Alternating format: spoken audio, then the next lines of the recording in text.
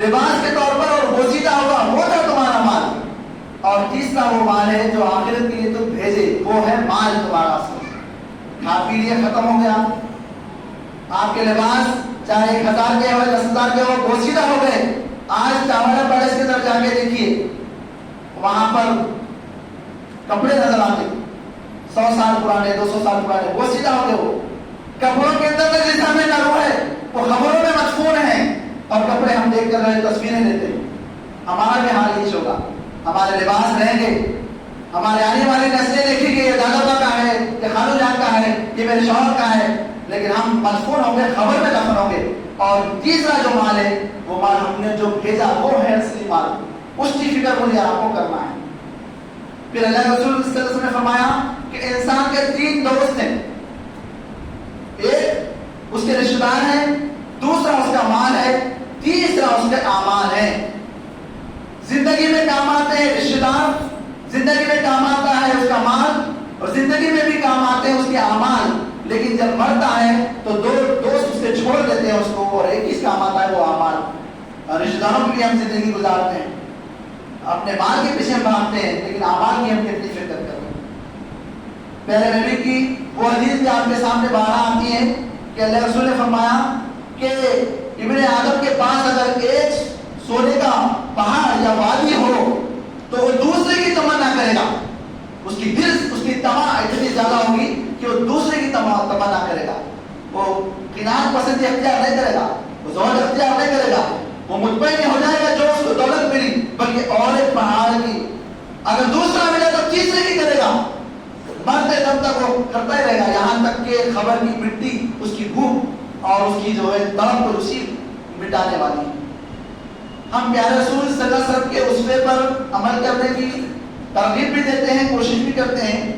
یہ حدیث آپ نے بارہا سنی ہوگی، لیکن اگر اس پر ذرا بھی غور کریں گے تو یقین مانیں گے کہ پیروں تلے زمین آپ کی نکل جائے گی. نبی کا اسوہ کو کیا بتاتا ہے؟ پیارے رسول صلی اللہ علیہ وسلم کس طریقے سے دعا کرتے تھے. بخاری مسلم میں میں نے جب پڑھا تو روکتے کھڑے ہو گئے. اللہ کے رسول اپنے لیے کیا دعا کرتے تھے؟ خود کے لیے. اللہ رسول دعا اس طریقے سے کرتے تھے، اے اللہ مجھے اور آل محمد کو بس اتنا ہی رزق دینا. اس محمد صلی اللہ علیہ وسلم کی امت ہے میرے بھائی، میں اور آپ وہ رسول کو ماننے والے ہیں ہم، اور بالکل 90 ڈگری سے ہماری جو ہے زندگی اپوزٹ ہے ہماری. اس رسول کو ماننے والے لیکن ہماری زندگی مکمل اپوزٹ ہے. ہم صرف دعویٰ زبان سے کرتے ہیں لیکن عملی طور پر جو ہے ہم کوسوں دور ہیں. پیارے رسول ہمیشہ دعا کرتے تھے کہ اے اللہ مجھے اور آل محمد کو بس اتنا ہی رزق دینا کہ دنیا میں روح اور جسم کا رشتہ برقرار ہے.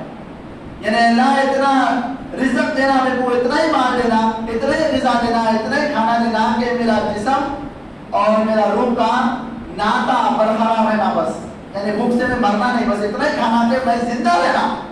اتنا ہی کھانے کی دعا اللہ رسول سے کرے، کیونکہ جنت کو اللہ رسول نے دیکھا، معلوم تھا کہ جنت اور جہنم کیا ہے.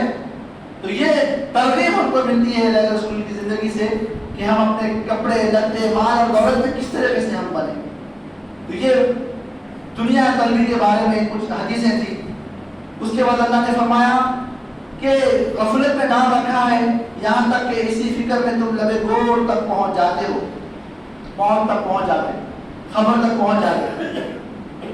پھر اللہ نے فرمایا کہ ہرگز نہیں، یہ جو تمہاری سوچ ہے کہ مال کام آئے گا، مال کام آئے گا، تو قارون کے واقعے کو دیکھو کہ کیا اس کا مال کام آیا. جب حضرت موسیٰ نے اس کو کہا کہ اللہ کی راہ میں خرچ کر میرے بھائی، تو اس نے کیا کہا؟ بے حساب اس کے پاس دولت تھی، اللہ کی راہ میں غریبوں پر خرچ کر. حضرت موسیٰ علیہ السلام نے کہا تو اس نے کیا کہا؟ اس نے کہا کہ میں میری چالاکی سے، میرے علم سے، میرے جو ہے ٹیلنٹ سے میں یہ کما رہا ہوں. یہ اللہ کی طرف سے کہا ہے، میں محنت مشقت کر رہا ہوں، یہ میرا مال ہے. اس کے بعد ہم کو واقعات میں ملتا ہے کہ اس نے کسی عورت کو تہمت کے طور پر موسیٰ علیہ السلام کو لگانے کو کہا. وہ طویل واقعہ ہے. بہرحال اللہ نے اس کے پورے کارندوں کے ساتھ اللہ نے اس کو دفن کر دیا، دھسا دیا. جو یہ کہہ رہے تھے کہ ہارون کی طرح جو ہے مال مجھے ملنا، ہارون کی طرح مجھے مال ملنا، بلکہ جو دعا کر رہے تھے وہ توبہ کرنا شروع کر دیا. اس کو دیکھ لیا کیا ہمارے سامنے بھی کوئی دھسا تو ہمیں وہ عقل آئے گی؟ کیا یہ قرآن کی آیتیں میرے لیے کافی نہیں ہے؟ کیا کوئی مرنے کے بعد، کوئی تڑپنے کے بعد اس کو دیکھ کر ہی ہم ایمان لائیں گے؟ کیا وہی موجزہ ہم کو ہونا چاہیے؟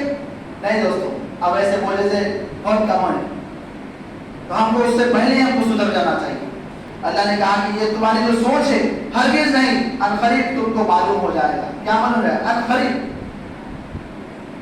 یعنی تمہارا مال جیسے چھینے گا تمہیں معلوم ہو جائے گا، اقتدار چھینے گا تو معلوم ہو جائے گا، طاقت اور قوت حسن جمال تمہارا چھین جائے گا تو معلوم ہو جائے گا۔ یہ طاقت کی جگہ، صحت کی جگہ بیماری اگر آ جائے تو تمہیں معلوم ہو جائے گا۔ پھر سن لو کہ ہرگز نہیں، عنقریب تم کو معلوم ہو جائے گا۔ موت کا فرشتہ آئے گا تو تم کو معلوم ہو جائے گا۔ ملک الموت آئے گا، اس ٹائم پہ تم التجا کرو گے کہ مجھے ایک لمحہ چاہیے، ایک منٹ چاہیے، ایک لمحہ بھی تم کو ملنے والا نہیں ہے۔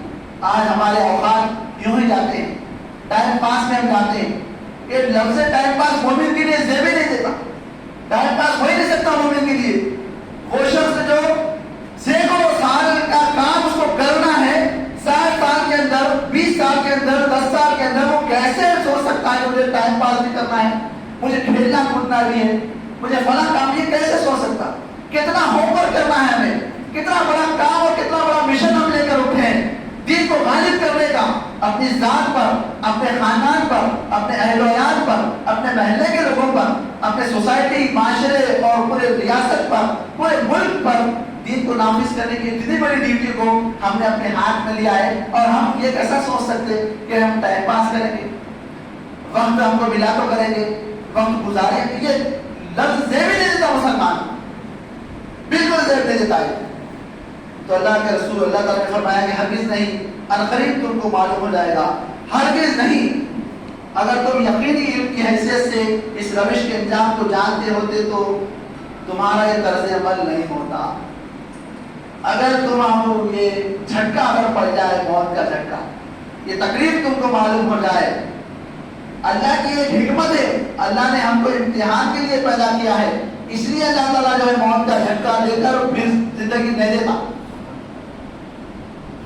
میں حدیث کا مطالعہ کیا، تعجب ہوتا ہے کہ انسان سوچتا ہے کہ موت کے دربارے تک یہ سوچ ہے، یعنی ہدایت کے لیے کوشش کرتا ہے، مرنے کے قریب تک۔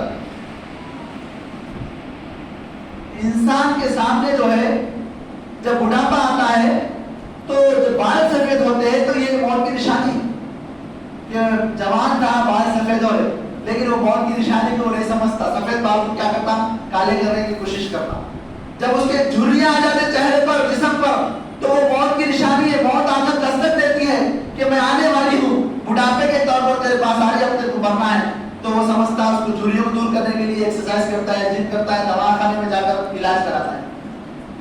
جب صحت سے بیمار ہوتا ہے تو ایک موت کی دستک ہے، دیکھ تو صحت مند تھا، اب بیمار ہوا، اب تو مر بھی سکتا ہے، تو وہ بھول جاتا، وہ نہیں سمجھتا کہ میں مرنے والا ہوں۔ کتنے مرتبہ موت آ کر دستک دیتی ہے، راستے سے چلتے چلتے سامنے والا اچانک حادثے میں گاڑی کے نیچے آ کر مر جاتا ہے، موت کی دستک ہے میرے لیے، وہ موت کی دستک ہے آپ کے لیے۔ کیا میں آنے کے بعد مجھے معلوم ہوگا؟ فرشتہ آنے کے بعد عقل آئے گی مجھے؟ اس سے پہلے عقل مند وہ ہے جو موت سے پہلے موت کی تیاری کرے۔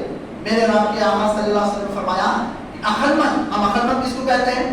جو بالکل شارپ ہوتا ہے، چالو ہوتا ہے، لوگوں کو بالکل گھما دیتا ہے اور یوں میں منٹوں میں پیسے کما جاتا ہے، اور چالک ہوتا ہے، لوگوں کو گھمانے والے کو ہم عقل مند کہتے ہیں۔ اور اسلام مجھے اور آپ کو عقل مندی کی سرٹیفکیٹ اس وقت دیتا ہے کہ ہم موت سے پہلے موت کی تیاری کر لیں، وہ ہے عقل مند۔ ہم عقل مند اگر اللہ کی نظر میں بننا چاہیں تو ہم اپنے آخرت کی تیاری کر لیں، ہم ہمارا معاملہ درست کر لیں، نمازوں کے معاملے میں ہو، لوگوں کے رشتہ داری یا حقوقوں کو نبھانے کے معاملے میں ہو، اللہ سے لو لگانے کے معاملے میں ہو، قرآن پڑھنے یا سیرت پڑھنے کے معاملے میں ہو، ہم جو ہے اپنے عقل مند اسی وقت کہلائیں گے جب ہم اپنے آخرت کی تیاری کریں گے۔ موت کا بعد کا سودا ہے بھائی ہمارا، یہ جان اور مال اللہ نے جنت کے بدلے خرید لیے، اب مسئلہ ختم ہو گیا، یہ جان پہ میرا اختیار نہیں ہے، یہ مال تو اللہ کا ہے، اللہ خود دے کر اللہ کہہ رہا ہے کہ کون ہے جو ہے میرے کو مال دیتے، جان دیتے، میں جنت تیار رکھا، اس کے بعد پھر دیتے مار رہے ہم، جبکہ اسی کی جان، اسی کا مال، اس کے بعد بھی پھرے جو اللہ کو ہم دھوکہ دیتے کہ نعوذ باللہ کوشش کر رہے ہیں کہ جان اپنی مرضی سے گزارے، مال اپنی مرضی سے لگائے، تو یہ جو ہے دھوکے سے نکل کر ہم کو آخرت کی طرف